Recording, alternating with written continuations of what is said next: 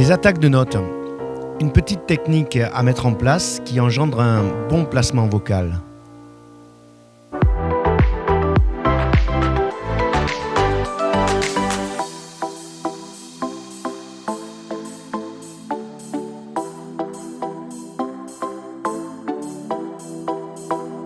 Les attaques de notes, pour être propres, doivent être franches en utilisant le fry sound autant que faire se peut.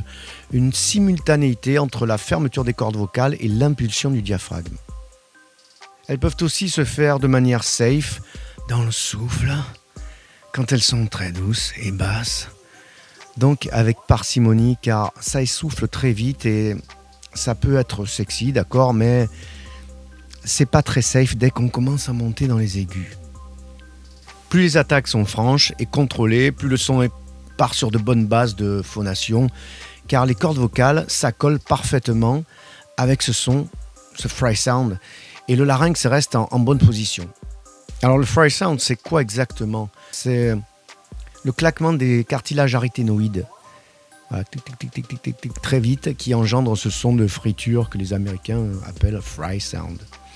Alors je vais vous donner un petit exemple.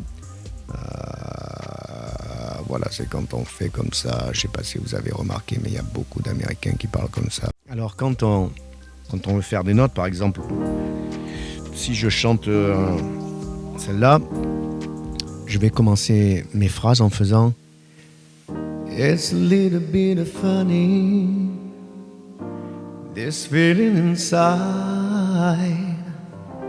I'm not one of those who can easily hide. Vous avez vu, j'induis toujours ce petit fry sound au début à l'attaque de mes notes. Je suis pas obligé de le faire, on peut chanter de manière neutre ou avec du souffle. It's a little bit of funny, this feeling inside. I'm not one of those who can easily hide. On peut faire ça. C'est sexy, c'est tout ce que vous voulez, mais dès l'instant où on monte dans les aigus, il faut vraiment placer le son, il faut vraiment accoler les cordes vocales parfaitement avec ce fry sound. Il y a aussi les attaques neutres, sans fry sound, sans souffle, simplement it's a little bit of funny. Quand je vais faire ça, it's a little bit of funny, this feeling inside. I'm not one of those who can easily hide. Voilà. Je vais pas faire It's a little bit of funny, this feeling inside. I'm not one of those who can easily hide. Plus vous faites du fry sound, plus vos cordes vocales s'accordent parfaitement. Le son neutre, si vous le maîtrisez, ça marche aussi.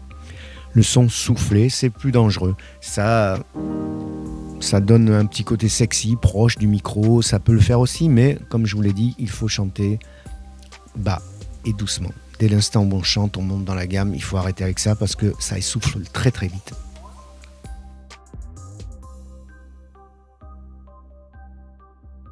Alors on va faire un petit exercice. On va monter une petite mélodie, tout en voix de poitrine, en démarrant ces notes toujours avec ce fry sound.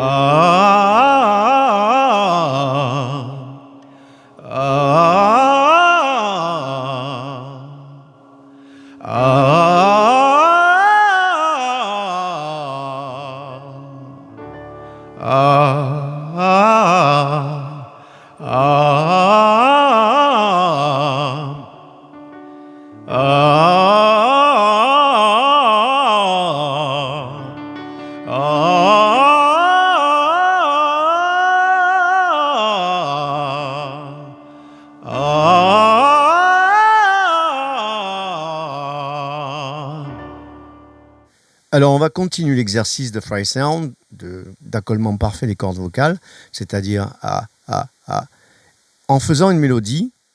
Je vais faire 4 accords, je vais chanter une mélodie et en attaquant mes notes, je vais toujours faire le fry sound. Alors, je ne serai pas obligé de faire mais juste ah, ah, ah, ah, ah, ah, ah. Ça suffit pour accoler les cordes parfaitement. Je vais aussi couvrir mon son, c'est-à-dire que je ne vais pas faire ah, je vais faire ah, oh, oh. Couvrir le son, c'est-à-dire en reculant ce palais mou derrière. Oh, oh, oh, oh. Voilà, pour que le son soit safe. L'accollement parfait des cordes vocales et je vais pouvoir envoyer avec le diaphragme plus fort. Le but de l'exercice, c'est aussi d'avoir un port de voix, une nuance. On va chanter doucement et puis un peu plus fort et puis un peu plus doucement. C'est-à-dire donner du volume là où il y a besoin d'accentuer la mélodie. Voilà, tout ça avec cette technique de fry sound et de son couvert. Voilà, vous allez voir que le son est un peu plus noble, ça se rapproche du lyrique, ça ne l'est pas. Je vais vous montrer la différence.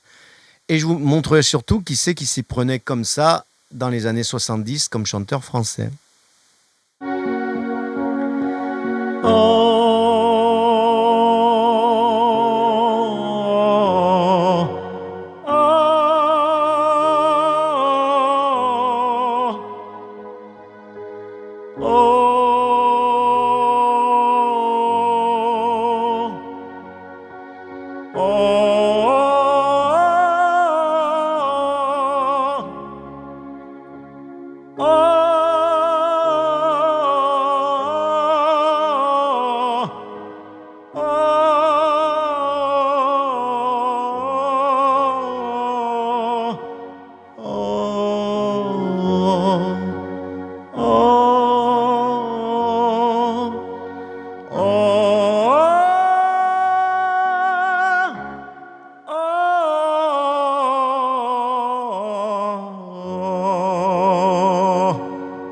Donc voilà, j'ai, autant que faire se peut, fait l'exercice. Vous avez vu que j'ai pu appuyer sur certaines notes, j'ai pu me retenir sur d'autres. Vous avez entendu mon fry sound au début, et mon son couvert. Donc essayez de faire pareil. Ça va vous apprendre à bien placer le son, ça va vous apprendre à pousser avec le diaphragme et avoir la voix nuancée. Alors qui s'y prenait comme ça d'après vous dans les années 70 ? C'est Mike Brandt. Mike Brandt, il chantait comme ça, il plaquait son son sur le palais mou qu'il avait reculé avec énormément de force du diaphragme et j'imagine qu'il a collé parfaitement ses cordes vocales et donc ça le rendait très puissant et voilà, et très safe. Donc il faisait un truc comme ça. C'est comme ça que je t'aime, comme un fou, malgré moi. Alors, malgré moi, il couvrait le son un maximum. Quand il faisait c'est comme ça, il faisait pas c'est, il faisait C'est son son allait carrément sur le palais mou en haut et sortait. Il pouvait le plaquer, il pouvait envoyer très fort sans se faire mal. Il avait tout juste, ce côté-là, il avait tout juste. Après, bon, il a eu quelques autres problèmes, pas de voix, mais... Alors, les chanteurs lyriques, eux, c'est un petit peu différent. Si vous voulez, au lieu de faire dans la phrase musicale que j'ai chantée juste avant,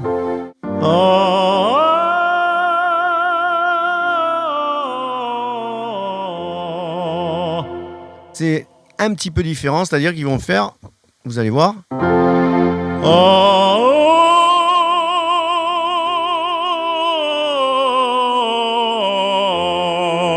qu'est-ce qu'ils ont fait ? Ils ont fait une bascule thyroïdienne, ils ont basculé le larynx. Au lieu de faire... Voilà,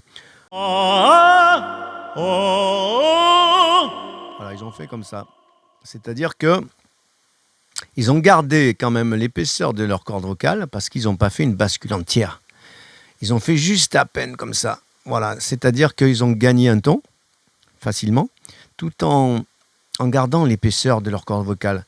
Donc ça sonne un petit peu différent, on entend quand même, il y a une différence quand les chanteurs lyriques basculent, mais ça leur permet de choper des notes beaucoup plus hautes. Alors les barytons, eux, ça commence vers le mi-fa, qui commence à basculer, et les ténors c'est plus haut, c'est sur le sol dièse, voire là, Ça dépend de la catégorie du ténor. Et tout ça pour dire que les ténors d'aujourd'hui s'y prennent comme ça pour chanter, aussi bien Alagna que Bocelli et que d'autres, plein d'autres. Hein. Moi, je dirais que 80% des ténors s'y prennent comme ça. Ce sont des barytons, quelque part, mais qui ont cette technique très, très élaborée et très, très travaillée, qui leur permet de chanter des contrutes, voire plus haut même, hein, parce qu'on n'est pas limité après. Enfin, un petit peu, mais... qui leur permet de chanter des notes très, très, très puissantes, parce qu'elles sont appuyées avec le diaphragme, très safe en haut, parce qu'elles sont couvertes et parfaitement accolées. Voilà, avec les cordes vocales. Donc voilà pourquoi les ténors sont des ténors aujourd'hui. Alors, il y a toujours des vrais ténors, mais ceux-là, vous les entendez, ils parlent comme ça, naturellement. Ils ont la voix très haut placée déjà. Alors, ceux-là, ils n'ont aucun mal pour monter, atteindre des contrutes, même plus haut. Par contre, ils n'ont absolument aucun grave. Ils sont pas la possibilité de parler aussi grave que ça. Donc, quand vous entendez un ténor parler comme ça, ou chanter des notes comme ça, comme dans la première vidéo ou la deuxième vidéo que j'ai faite où je vous ai montré Andrea Bocelli qui faisait un mi bémol en bas, ça dénote que c'est un baryton et pas un ténor. Naturel, je parle. Alors, si vous avez aimé la vidéo, n'hésitez pas à mettre un pouce bleu, à vous abonner, à partager la vidéo. Et surtout, n'oubliez pas qu'il faut kiffer la vie. Hein. Je le dis sans arrêt. Parce que kiffer la vie sans musique, ça serait une erreur.